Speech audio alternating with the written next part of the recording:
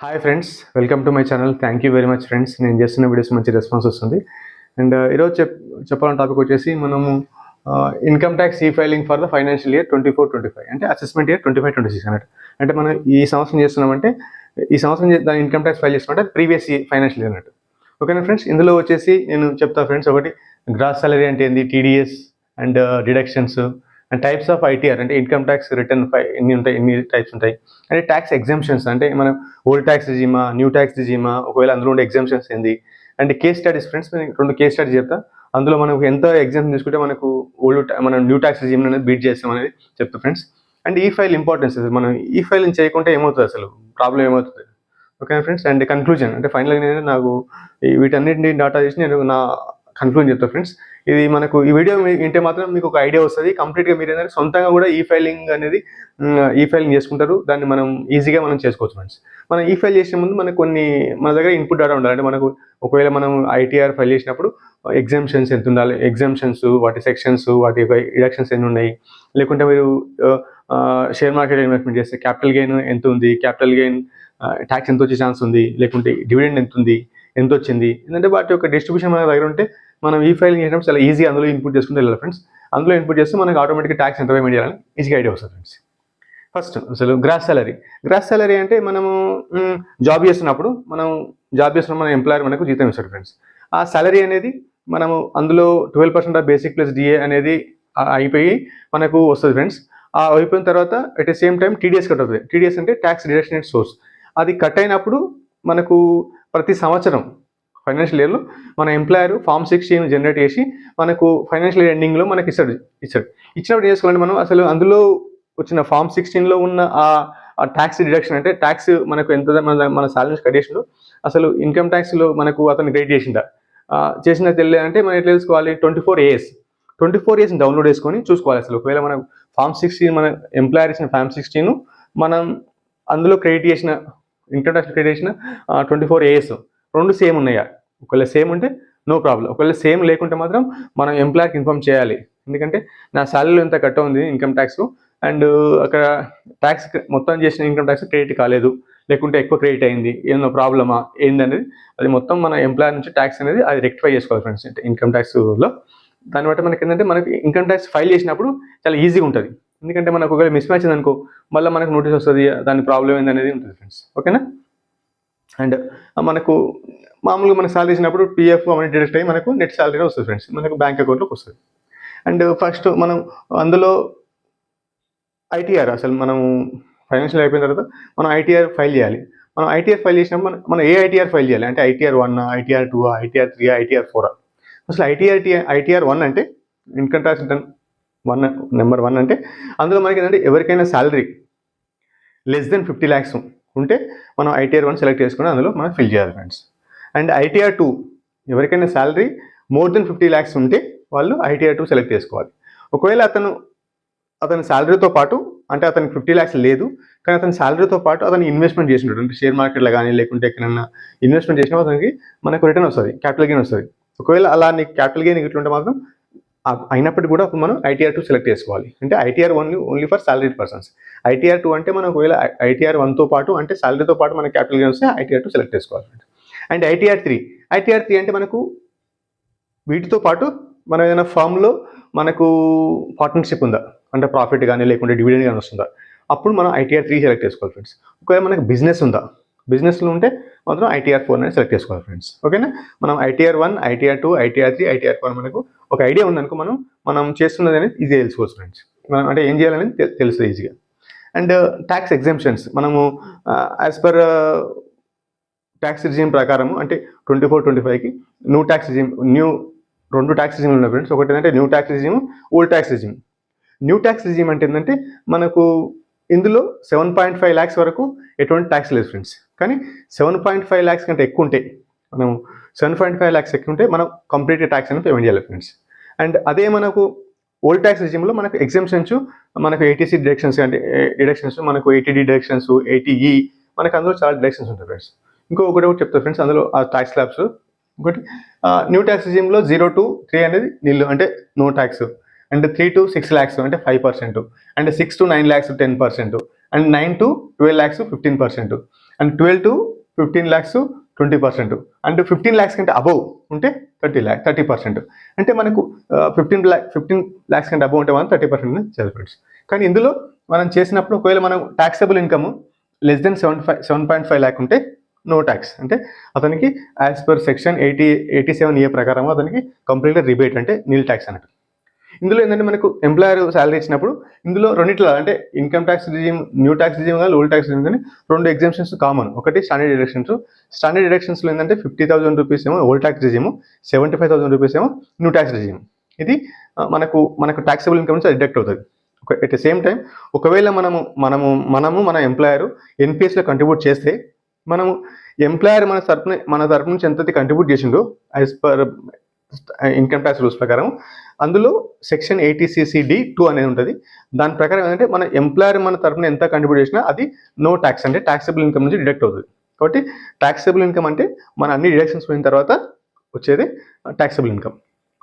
Same old tax రిజిమ్లో కూడా same 50,000 rupees standard deductions and same employer contribution towards NPS అనేది exempt అవుతుంది friends, అంటే డిడక్ట్ అవుతుంది. కాబట్టి ఇందులో 7.5 lakhs వరకు ఉంటే మనకు ఎటువంటి ట్యాక్స్ వేయాల్సిన అవసరం లేదు. కానీ అదే ఓల్డ్ ట్యాక్స్ రిజిమ్లో అలాంటి రూల్ ఒకటి ఉంది. అదేంటంటే ఒకవేళ లెస్ దెన్ 5 lakhs ఉంటే, నీకు తీసుకున్న ఎగ్జామ్షన్స్ అన్ని తీసుకుంటే నీకు లెస్ దెన్ 5 lakhs ఉంటే అప్పుడు కూడా సెక్షన్ 87A ప్రకారము అది రిబేట్ తీసుకోవచ్చు ఫ్రెండ్స్. కాబట్టి మనకు ఇందులోనైనా సెక్షన్ 87A ఉంటుంది.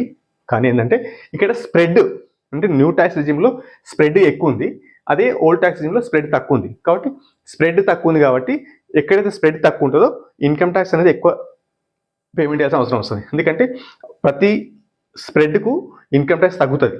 కాబట్టి ఇక్కడ స్ప్రెడ్ ఎక్కువ ఉంది కాబట్టి ఇన్కమ్ ట్యాక్స్ అనేది తక్కువ అవకాశం ఎక్కువ ఉంటుంది.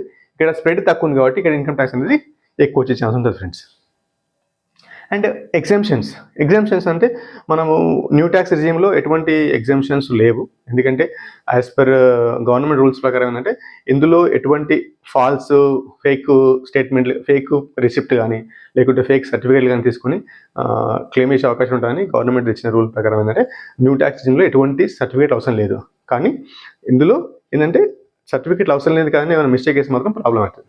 అండ్ ఓల్డ్ ట్యాక్స్ రిజిమ్లో మాత్రం మనము సెక్షన్ 80C, అంటే మనము ఎల్ఐసి ప్రీమియం కట్టినా, లేకుంటే మనం పీపీఎఫ్ అకౌంట్లో పేమెంట్ డిపాజిట్ చేసినా, లేకుంటే సుకన్య సమృద్ధి అకౌంట్లో డిపాజిట్ చేసినా, లేకుంటే మనము ఏదైనా హోమ్ లోన్ తీసుకుంటే ప్రిన్సిపల్ కూడా ఇందులో మనకు సెక్షన్ 80C ప్రకారం ఏంటంటే 1.5 lakh వరకు ఎగ్జామ్ట్ అవుతుంది నువ్వు ఒకవేళ ఓల్డ్ ట్యాక్స్ రిజిమ్ సెలెక్ట్ చేసుకుంటే.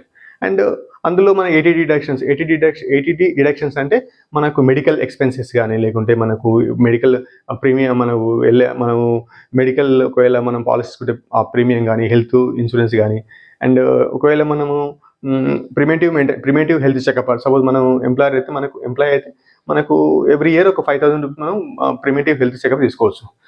ఒకటి ఫ్రెండ్స్ ఏంటంటే ఓల్డ్ ట్యాక్స్ రిజిమ్లో ప్రతిదానికి బిల్లు ఉండాలి. బిల్లు ఉంటే మనము చాలా జాగ్రత్తగా దాపెట్టుకోవాలి. ఎందుకంటే ఇన్కమ్ ట్యాక్స్ అసెసింగ్ ఆఫీసర్ ఎప్పుడైనా మనల్ని క్వశ్చన్ చేసుకోవచ్చు. కాబట్టి మనం జాగ్రత్తగా బిల్స్ అనేది దాపెట్టుకోవాలి. ఇంకోటి మెడికల్ బిల్స్ అయితే మన డిపెండెంట్స్ మన అమ్మ నాన్న కానీ, లేకుంటే మన వైఫ్ కానీ, మన పిల్లలు కానీ వాళ్ళ బిల్స్ అనేది మన దగ్గర స్కాన్ చేసి పెట్టుకోవాలి ఫ్రెండ్స్.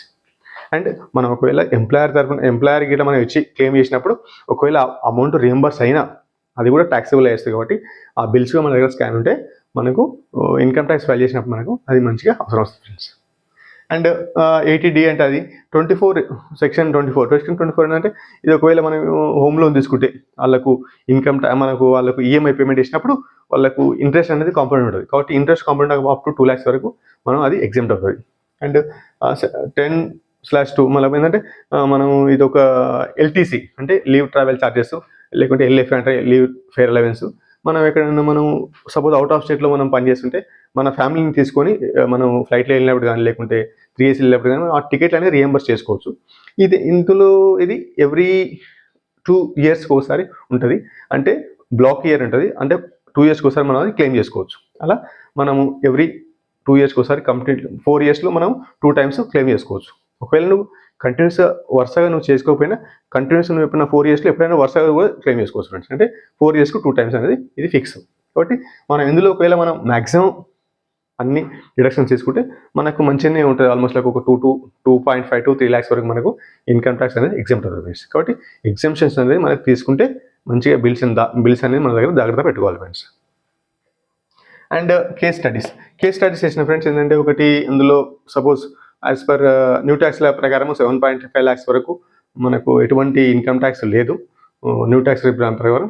కానీ మన ఓల్డ్ ట్యాక్స్ పోతే మాత్రం అందులో మనం ఎగ్జామ్షన్స్ తీసుకోవాలి. తీసుకొని ఒకవేళ నువ్వు ఎగ్జామ్షన్స్ తీసుకొని 7.5 lakhs నుంచి నువ్వు లెస్ దెన్ 5 lakhs తీసుకుని మాత్రం అక్కడ taxable income less than 5 lakhs కాబట్టి సెక్షన్ 87A ప్రకారం అది రిబేట్ అవుతుంది. మనం అలా కూడా చేసుకోవచ్చు ఫ్రెండ్స్. ఒకవేళ ఇందులో కేస్ 1 అనేది ట్యాక్సబుల్ ఇన్కమ్ 7.5 lakhs. 7.5 lakhs ఉంటే న్యూ ట్యాక్స్ రిజిమ్ ప్రకారం నీల్ ట్యాక్స్ అంటే నో ట్యాక్స్ అనేది. అదే ఓల్డ్ ట్యాక్స్ రిజిమ్ ప్రకారం 62,500 అంటే ఇందులో మనం క్యాలిక్యులేట్ చేస్తే 62,500 ఫ్రెండ్స్. అండ్ సపోజ్ అతను మంచి సాలరీ, గవర్నమెంట్ సాలరీ, మంచి జాబ్ ఉందనుకుంటే అతనికి ట్యాక్సబుల్ ఇన్కమ్ 25 lakhs ఉందనుకో, అతనికి న్యూ ట్యాక్స్ రిజిమ్ ప్రకారం అయితే 4.5 lakhs అతను ఇన్కమ్ ట్యాక్స్ పేమెంట్ చేయాలి. కానీ ఇందులో ఇతనికి ఎటువంటి ఎగ్జామ్షన్స్ లేవు, కంప్లీట్గా 4.5 lakhs అనేది అతను పేమెంట్ చేయాల్సిందే. అండ్ ఓల్డ్ ట్యాక్స్ రిజిమ్ ప్రకారం అతనికి ఎటువంటి ఎగ్జామ్షన్ తెలియదు అనుకుంటే అతను పేమెంట్ చేయాల్సింది 5.625 lakhs అంటే 5,60,500 రూపీస్ అతను పేమెంట్ చేయాలి ఫ్రెండ్స్. ఒకవేళ అతను ఇన్కమ్ ట్యాక్స్ రూల్స్ ప్రకారం ఒకవేళ అతను పిఎఫ్ అంటే 12% ఆఫ్ బేసిక్ ప్లస్ డిఏ అనేది కౌంట్ అవుతుంది కాబట్టి అది కూడా 1.5 lakh అయితే సెక్షన్ 80C ప్రకారం 1.5 lakh. సపోజ్ అతను ఎన్పిఎస్ కూడా కంట్రిబ్యూట్ చేస్తున్నాడు కాబట్టి అప్పుడు అతను కూడా మళ్ళీ 50,000 అతనికి అందులో చేసుకోవచ్చు కాబట్టి 2 lakhs అనేది సెక్షన్ 80C ప్రకారం 2 lakhs చేసుకోవచ్చు. సపోజ్ 80D అంటే మనం మెడికల్ ఎక్స్పెన్సెస్ ఇట్లా ఉండకపోయేలా అది కూడా 1 lakh అట్లా చేసుకుంటే అది కూడా చేసుకోవచ్చు ఫ్రెండ్స్.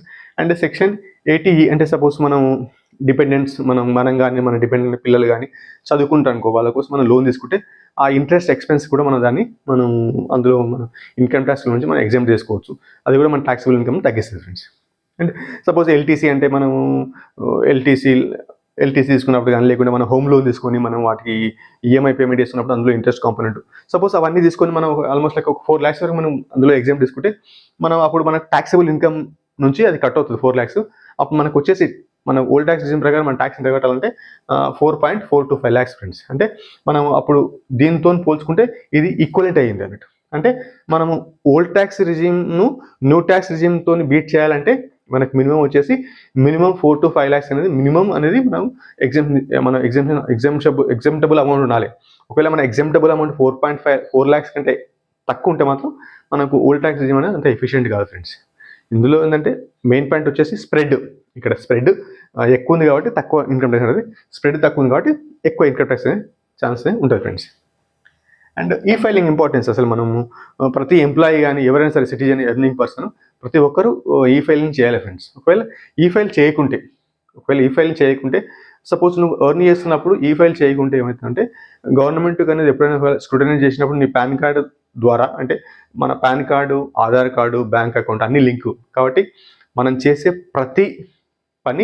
ప్రతి ఫైనాన్షియల్ ట్రాన్సాక్షన్స్ అనేది మనకు పాన్ కార్డ్ లింక్ అయి ఉంటుంది. కాబట్టి government at any time scrutiny చేసినప్పుడు ఒకవేళ మన పాన్ కార్డు పట్టుబడితే అక్కడ ఏంటంటే ఒకవేళ మన ఫైనాన్షియల్ ట్రాన్సాక్షన్ సెలెక్ట్ చేసినప్పుడు ఇతను ఈ ఫైల్ చేస్తుందా చేస్తలేడా, సపోజ్ అతను ఈ ఫైల్ చేయకుంటే ప్రాబ్లం ఏంటి, ఎందుకంటే ఇతని అకౌంట్ నుంచి చాలా ట్రాన్సాక్షన్స్ జరుగుతున్నాయి, ఎందుకు ఈ ఫైల్ చేస్తున్నాడని అప్పుడు మన ఇన్కమ్ ట్యాక్స్ కూడా ఫైన్ అయ్యే ఛాన్స్ ఉంటుంది.